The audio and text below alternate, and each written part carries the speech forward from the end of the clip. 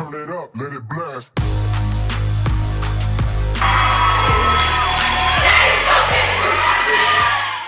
Hello, everyone. Welcome back to another episode of Ready, Set, Cheer alongside Brighton head coach Christina Wilson-Peacock. My name is Liles, and we all know that, the state finals are coming up. So prepare for that. We thought we'd do a show where we give you an overview of how a cheer competition is scored so that everyone watching is ready and up to date on how it's scored to keep up at finals. So, Coach, why don't you go ahead and give us an overview of competition day? Yeah, so we know that next weekend begins our district play.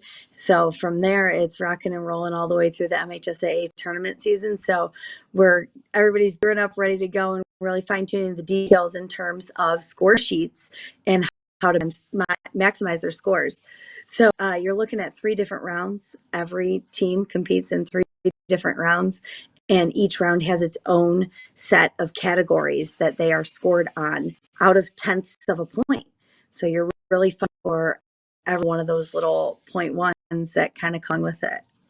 So let's go into a deeper dive. What is round 1? I mean, I know each round is kind of set up to showcase a different part of cheerleading. So what is round 1 kind of meant to show the judges?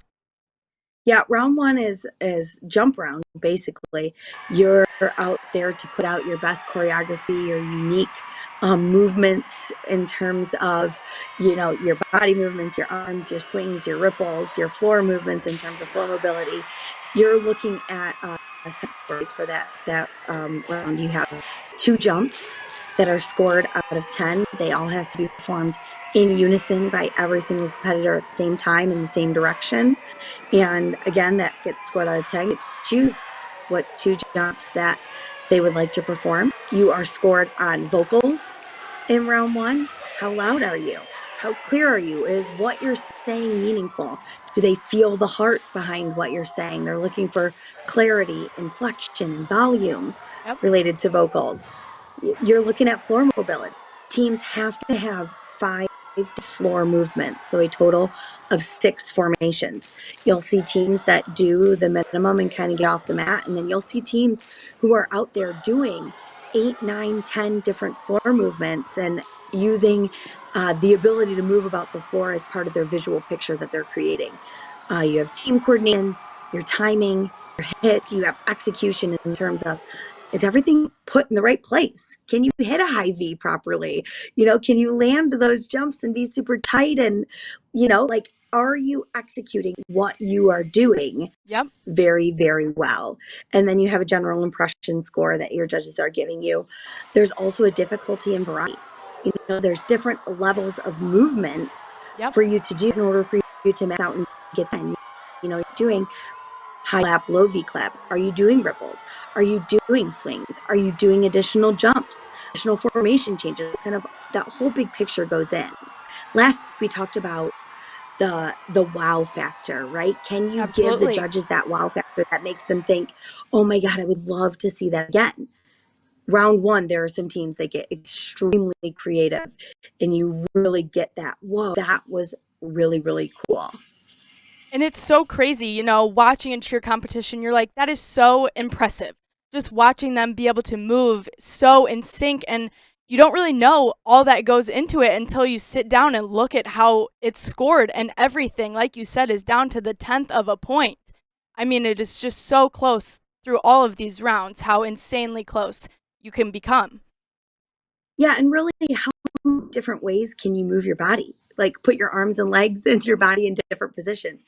It's just amazing what coaches can come up as they're, putting that all together with 16, 12, 10 people on the floor. Absolutely. So we know round 1, it's a mix of everything. But what about round 2? I know it gets a little tricky in terms of scoring in round 2. Walk us through that. Round 2 get a little bit tricky. Round 2 has less categories that you're scoring, but they become more intricate. You have the 10 count precision drill. That is something that every single MHSAA competitive cheer team must do exactly the same. It's annual. It literally down to every single piece is choreographed within those first 10 motions. So you get to see teams kind of back to back, hear emotions. Can you do Yep. it? Can't you do it? Executes it the best. So that's really kind of the fun part about round two. And then we'll just get to choose different skills. And those skills have to come from different categories. There has to be a tumbling, there has to be a jump, there has to be a flexibility. Within those three different categories, coaches get to choose based on the strength of it. What can you do and what can you do well? Skills are put into different multiplier values. We have 0.6 skills. Really, the highest score that they could get on those skills would be a 6. You have categories where, again, the highest would be an 8. You have 1.0 where your highest would be a 10. You have 1.2 skill, the highest of a 12. And you have 1 skills, which would be the highest score of 14. It gets tricky. 100%. I know you sent me the score sheet to kind of look over, and I was like, this is a lot of numbers. And it's just, like I said before, there's so many, it can get so close. This is where last week when we talked about the teams that had finished like 0.06 behind each other, this is where that comes in because you have those multipliers. Your judges are still judging out of 10, but if it's a 1.2 skill, they're taking that potentially 10, multiply it by 1.2, and that's where you get down into those tenths and hundredths of a point. Right. And in round two, after you get past those 5 skills, you're just looking at a general impression score. All right. And what about round 3? I know that's typically, the craziest round. What is round 3? Yeah, round 3 is the heavy hitter. That's where points come in. You're scoring above 300 points in round 3, whereas rounds 1 and 2, you're kind of sticking within that, 200, 230-ish range. But round 3, you're getting way up into the 300s. So round 3 is that heavy hitter. You're looking at, again, when we talk execution in round 1, are you hitting things the way that they should be executed? Are you getting up there? You're hitting the stunt to top. Is it locking in place with no movement? Are you able to twist cradle with your toes together and your feet together and catch in a clean way? This is where you're looking for that perfection in technique when it comes to stunts and tumbling. So you're getting a score in execution. You're back again, same as round 1, getting a score in floor mobility. Are you moving with precision? Are you getting there when you should be getting there? In the correct spot? Is everybody in the right spot? Are you mirroring each other perfectly? Getting, again, down to those little teeny tiny details. You're also in round 3 being scored on vocals. It's not easy to yell while also lifting humans in the air. Absolutely. Yep. A score based on just that ability to do those two things at one time.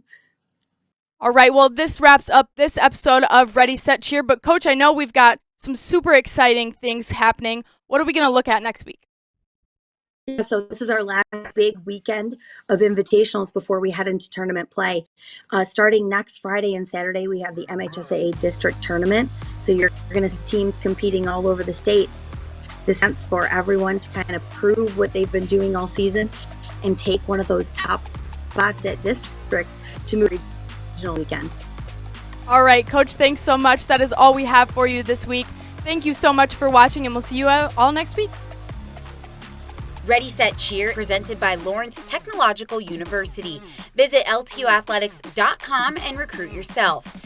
Ready, Set, Cheer is also brought to you by the Michigan High School Athletic Association, promoting the value and values of educational athletics. The Michigan Army National Guard, a proud partner of the MHSAA. The Detroit Athletic Club Foundation's Athlete of the Year Awards. Applications being accepted now until March 6, 2023 for the male and female high school athletes of the year. Check out previous winners and download the application today at dacathleteoftheyear.com.